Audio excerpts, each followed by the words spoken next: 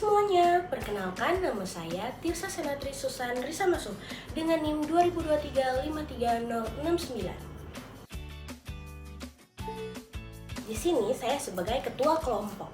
Video ini dibuat untuk memenuhi nilai mata kuliah biokimia dengan dosen pengampu kami adalah Ibu Nurhani Hasanella, SSI, MSI. Pada video ini, saya dan teman-teman saya akan menjelaskan tentang karbohidrat. Selain kami menjelaskan tentang karbohidrat, ada pula jurnal yang akan kami bahas tentang analisis kualitatif dari karbohidrat pada biskuit ampas kelapa. Sebelum kami menjelaskan materi ini, saya akan memperkenalkan teman-teman saya. Perkenalkan, nama saya Jevia Merskota dengan NIM 2023-53071. Perkenalkan, nama saya Kalasina Gideviana Deita Tipata dengan NIM 2023-53064. Perkenalkan, nama saya Putri Kamarin Galetka dengan NIM 2023-53043. Kenalkan, nama saya Indriani Lataibu dengan NIM 2023-53073. Kenalkan, nama saya Triwahyuningsi dengan NIM 2023-53070. Perkenalkan, nama saya Noah Stoli dengan NIM 2023-53072.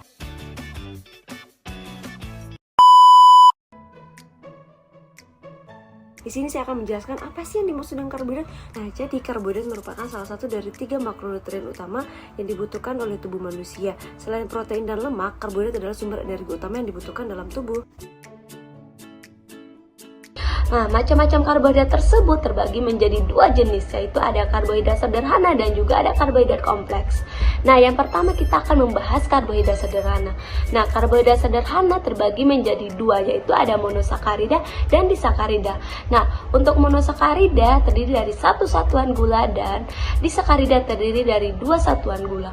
Nah, untuk monosakarida terdiri atas glukosa, fruktosa, dan galaktosa. Sedangkan disakarida terdiri dari maltosa, laktosa, dan sukrosa. Nah, karbohidrat sederhana terbagi menjadi 2, sumber alami dan juga sumber non-alami. Nah, untuk sumber alami bisa kita jumpai pada buah-buahan, sayur-sayuran, dan juga produk olahan susu. Nah, untuk sumber non-alami kita dapat jumpai pada kue, soda, sirup, dan gula meja. Nah, sumber non-alami juga disebut sebagai kalori kosong karena gizi yang sedikit atau bahkan tidak ada sama sekali. Nah, selanjutnya kita akan bahas karbohidrat kompleks atau yang bisa disebut dengan polisakarida. Nah, polisakarida ini memiliki banyak satuan gula. Kita dapat jumpai polisakarida ini dalam kacang polong, nasi, sereal utuh, pasta, sayuran bertepung, roti, dan kacang-kacangan. Baik karbohidrat sederhana maupun kompleks, keduanya akan diubah menjadi glukosa atau gula darah di dalam tubuh kita dan digunakan sebagai sumber energi untuk beraktivitas sehari-hari. Namun, karbohidrat kompleks menyediakan vitamin, mineral, dan serat yang baik bagi tubuh. Maka dari itu, sebagian besar asupan karbohidrat sebaiknya berasal dari gula alami dan karbohidrat kompleks, bukan gula olahan. Jadi, untuk metabolisme karbohidrat sendiri itu ada 3, yaitu yang pertama pencernaan karbohidrat, yang kedua itu penyimpanan glukosa, dan yang ketiga itu penggunaan glukosa untuk energi. Untuk pencernaan karbohidrat sendiri itu dimulai dari mulut, yang dimana bolus makanan yang berasal dari makanan yang kita kunyah akan bercampur dengan ludah dengan yang mengandung enzim amilase. Enzim amilase ini akan menghidrolisis pati atau amilo menjadi bentuk karbohidrat yang lebih sederhana, yaitu dextrin. Amilase ludah yang ikut masuk ke lambung dicernakan oleh asam klorida dan enzim pencernaan protein yang terdapat di lambung, sehingga pencernaan karbohidrat di dalam lambung itu akan terhenti. Makanan yang hanya terdiri dari karbohidrat saja akan tinggal di lambung sebentar atau kurang dari 2 jam dan segera diteruskan ke usus halus. Glukosa, fruktosa, dan galaktosa kemudian diserap oleh dinding usus masuk ke cairan limpa, kemudian ke pembuluh darah kapiler dan dialirkan melalui vena portae ke hati. Dalam waktu 1-4 jam setelah selesai kita makan, pati non-karbohidrat atau serat makanan ini seperti selulosa, galaktan, dan pentosan, dan sebagian pati yang tidak dicerna masuk ke usus besar. Di mana di usus besar ini jenis karbohidrat ini dipecah sebagian oleh mikroba yang terdapat di usus. melalui proses fermentasi dan menghasilkan energi untuk keperluan mikroba tersebut dan bahan sisa seperti air dan karbon dioksida. fermentasi yang meningkat di usus besar akan menghasilkan banyak gas karbon dioksida yang kemudian dikeluarkan sebagai flatus atau kentut. Sisa karbohidrat yang masih ada dibuang menjadi tinja. Untuk yang kedua itu penyimpanan glukosa. Peranan utama karbohidrat di dalam tubuh adalah untuk menyediakan glukosa bagi sel-sel tubuh yang kemudian akan diubah menjadi energi.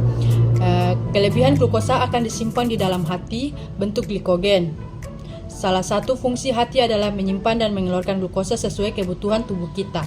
Bila persediaan glukosa darah menurun, hati akan mengubah sebagian dari glukogen menjadi glukosa dan kemudian mengeluarkannya ke aliran darah. Glukosa ini akan dibawa oleh darah ke seluruh bagian tubuh yang memerlukan seperti otak, sistem saraf, jantung, dan juga organ tubuh lainnya. Sel-sel otot dan sel-sel lain di samping menggunakan glukosa juga menggunakan lemak sebagai sumber energinya. Sel-sel otot juga menyimpan glukosa dalam bentuk glikogen. Glikogen ini hanya digunakan sebagai energi untuk keperluan otot saja dan tidak dapat dikembalikannya menjadi sebagai glukosa ke dalam aliran darah. Kelebihan karbohidrat di dalam tubuh juga dapat menjadi lemak, yang dimana perubahan ini terjadi di dalam hati. Lemak ini kemudian dibawa ke sel-sel lemak yang dapat menyimpan lemak dalam jumlah yang tidak terbatas. Untuk yang ketiga ini yaitu penggunaan glukosa untuk energi. Bila glukosa memasuki sel, enzim-enzim akan memecahnya menjadi bagian-bagian kecil yang pada akhirnya akan menghasilkan energi. Karbon dioksida dan juga air ini, bagian-bagian kecil ini dapat pula disusun kembali menjadi lemak. Tubuh manusia selalu membutuhkan glukosa untuk keperluan energinya, sehingga kita ini harus mengkonsumsi makanan sumber karbohidrat setiap harinya, karena persediaan glikogen hanya bertahan untuk keperluan beberapa jam saja. Fungsi karbohidrat di dalam tubuh adalah yang pertama sumber energi. 1 gram karbohidrat menghasilkan 4 kilokalori. Karbohidrat di dalam tubuh sebagian berada di dalam sirkulasi darah, sebagian glukosa untuk keperluan energi segera, dan sebagian lagi disimpan sebagai glikogen dalam hati dan otot, dan sebagian diubah menjadi lemak untuk kemudian disimpan sebagai cadangan energi dalam jaringan lemak. Yang kedua, sebagai pemberi rasa manis pada makanan. Karbohidrat memberi rasa manis pada makanan, khususnya monosakarida dan disakarida. Gula tidak mempunyai rasa yang manis. Fruktosa adalah gula yang paling manis. Yang ketiga, penghemat protein. Protein akan digunakan sebagai sumber energi jika kebutuhan karbohidrat tidak terpenuhi, dan akhirnya fungsi protein sebagai zat pembangun akan terkalahkan. Dan yang keempat, mengatur metabolisme lemak. Karbohidrat mencegah terjadinya oksidasi lemak yang tidak sempurna. Dan yang terakhir, membantu pengeluaran feses. Karbohidrat membantu pengeluaran feses dengan cara mengatur peristaltik usus dan memberi bentuk pada feses selulosa, dan serat makanan mengatur peristaltik usus, sedangkan hemiselulosa dan pektin mampu menyerap banyak air dalam usus besar sehingga memberi bentuk pada sisa makanan yang akan dikeluarkan. Sumber karbohidrat adalah bahan makanan yang menjadi sumber utama energi bagi tubuh. Karbohidrat terdiri atas 3 jenis utama, yaitu gula, pati, dan serat. Nah, ada 2 sumber karbohidrat, yaitu karbohidrat alami dan karbohidrat olahan. Yang pertama, sumber karbohidrat alami, yang terdiri dari padi-padian dan biji-bijian. Untuk padi-padian dan biji-bijian yang terdiri dari beras, gandum, jagung, sorghum, dan oat yang mengandung pati yang tinggi. Kalau untuk umbi-umbian terdiri dari singkong, ubi jalar, kentang, talas, dan garut yang merupakan sumber karbohidrat kompleks. Berikut ada buah-buahan yang terdiri dari pisang, apel, mangga, dan anggur yang mengandung gula alami seperti fruktosa. Dan sayuran yang terdiri dari wortel, jagung manis, dan bit yang mengandung karbohidrat. Yang berikut adalah karbohidrat olahan yang terdiri dari produk tepung. Produk tepung ini terdiri dari roti, pasta, mie, dan kue dibuat dari biji-bijian yang diolah menjadi tepung. Yang terakhir, makanan manis yang terdiri dari gula, sirup, dan permen yang mengandung karbohidrat sederhana. Selain berfungsi sebagai sumber energi dalam tubuh, karbohidrat juga mempunyai fungsi atau peranan dalam bidang farmasi.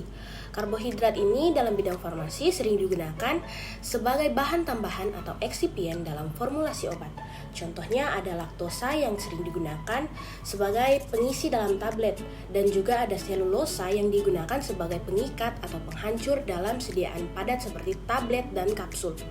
Ada pula pati dan turunannya yang berfungsi sebagai pengikat dan pengisi untuk memastikan obat terbentuk dengan baik. Kemudian selain itu juga ada fungsi lain dari karbohidrat dalam bidang farmasi, yaitu sebagai pembentuk sediaan obat. Karbohidrat ini berperan penting dalam pembuatan sediaan obat cair dan semi-solid. Nah, pada sediaan sirup, glukosa dan sukrosa digunakan sebagai pemanis dan penstabil dalam obat cair. Dan juga ada hidroksipropilmetilselulosa yang digunakan sebagai basis gel dan pengental. Penyakit-penyakit yang berhubungan dengan karbohidrat. Yang pertama, penyakit kurang kalori dan protein atau KKP. Penyakit ini terutama menyerang pada anak-anak yang sedang tumbuh pesat, terutama yang berumur 2-4 tahun. Penyakit ini juga dapat menyerang orang dewasa dengan gejala klinis hunger oedema atau busung lapar, atau lebih tepatnya disebut penyakit kurang makan atau penyakit kelaparan. Yang kedua ada penyakit kegemukan. Kegemukan ini merupakan dampak dari ketidakseimbangan energi, yaitu asupan energi jauh melampaui keluaran energi dalam jangka waktu tertentu. Secara garis besar, kegemukan ini disebabkan karena terlalu banyak makanan dan terlalu sedikit bergerak. Yang ketiga ada penyakit diabetes mellitus atau penyakit gula. Diabetes mellitus merupakan penyakit metabolik yang disebabkan oleh interaksi berbagai faktor, yaitu genetik, imunologi, lingkungan, dan gaya hidup. Yang keempat ada laktose intolerance.